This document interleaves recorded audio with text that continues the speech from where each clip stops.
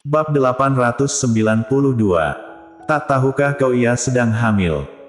Anisong menunggu cukup lama, tapi Audrey Han tak juga kembali.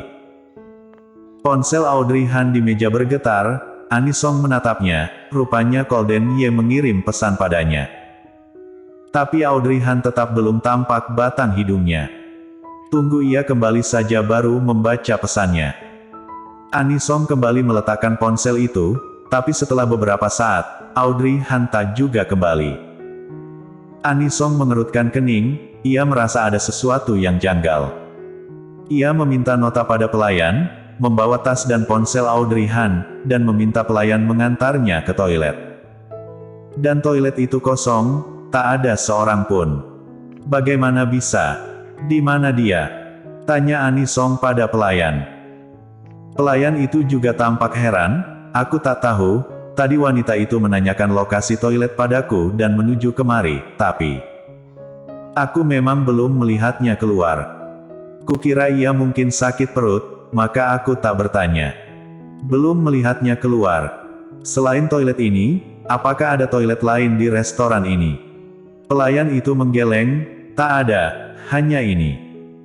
Mendengar hanya inilah toilet di restoran ini, dan mengingat kejadian tadi, Anisong segera memahami apa yang terjadi.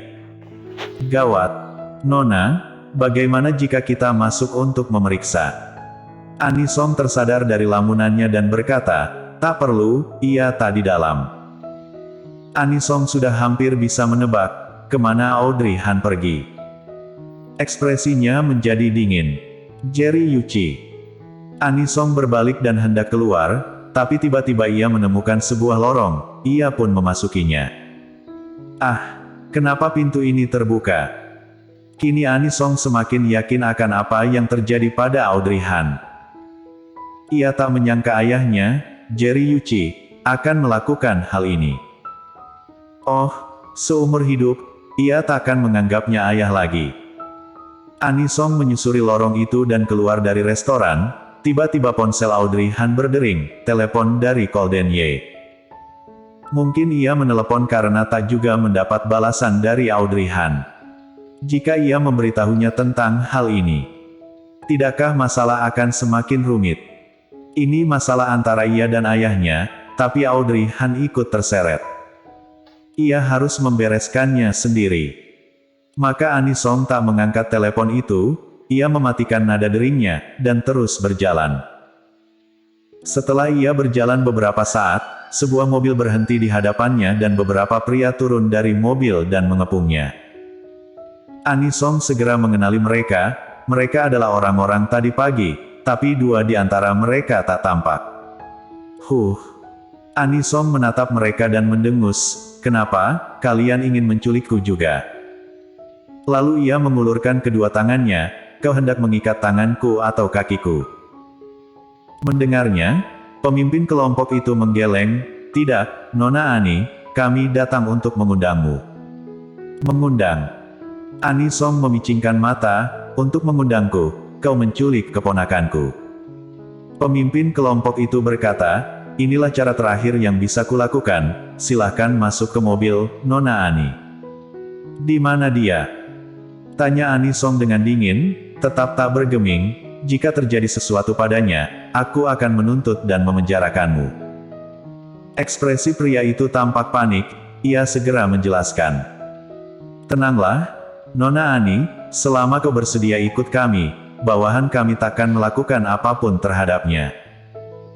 Mendengarnya, Anisong tahu, Audrey Han pasti tak berada di dalam mobil itu.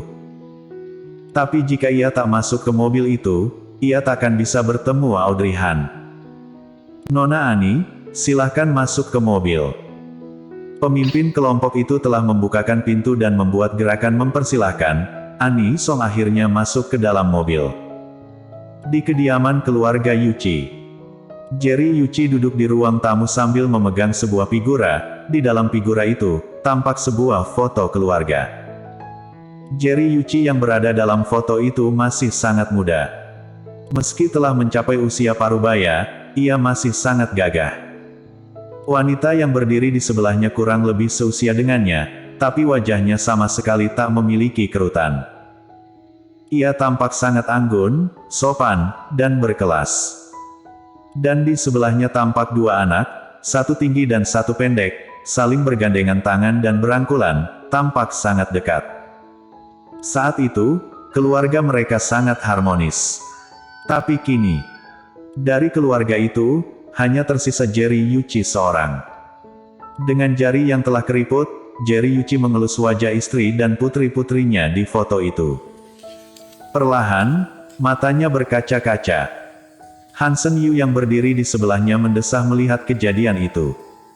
"Tuan, jangan dilihat lagi, ada beberapa hal yang tak bisa diubah lagi." Jerry Yuichi mendongak, matanya tampak berkaca-kaca, sambil tetap memegang figura itu, ia bergumam, "Hansen Yu, apakah di kehidupan lampau, aku telah melakukan banyak kesalahan? Hingga di kehidupan ini, aku menerima sangat banyak hukuman. Meskipun ia sangat terkenal dan kaya raya, tapi istri dan anaknya meninggalkannya, tak ada yang sudi berada di sisinya."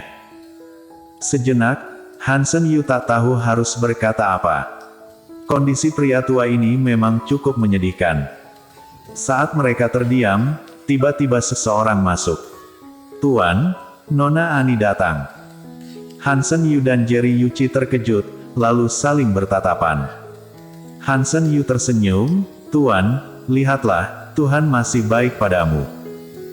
Nona Ani telah pulang. Persilahkan ia masuk." Pelayan itu segera keluar. Setelah mengantar Ani Song masuk, ia segera keluar dan menunggu di luar. Melihat Ani Song berada di hadapannya, Jerry Yuichi masih merasa heran, sepertinya ada yang janggal, jika tidak, mana mungkin putrinya yang tak sudi bertemu dengannya ini tiba-tiba berinisiatif menemuinya. Suatu hal terlintas di pikirannya, mungkinkah ia datang kemari karena urusan Golden lagi? Saat memikirkan hal ini, air mata Jerry Yuichi mengalir, ia segera mengusapnya, lalu berdeham dan berkata pada Hansen Yu, "Kepala pelayan Yu, perintahkan pelayan menyiapkan teh dan suguhan." Ani Song juga melihat air mata Jerry Yuichi, ia tertegun, hatinya serasa tercekat, tapi dengan cepat digantikan oleh amarah. Sepanjang perjalanan, ia tak dapat melampiaskan amarahnya, kini amarahnya telah membuncah. Ia menghampiri Jerry Yuichi dan membentaknya. "Tak perlu berbasa-basi, kau tahu aku datang bukan untuk minum teh dan menikmati suguhan. Apakah kau masih punya hati nurani? Di saat seperti ini, masih saja menyuruh bawahanmu menculiknya. Tak tahukah kau ia sedang hamil?" Bersambung.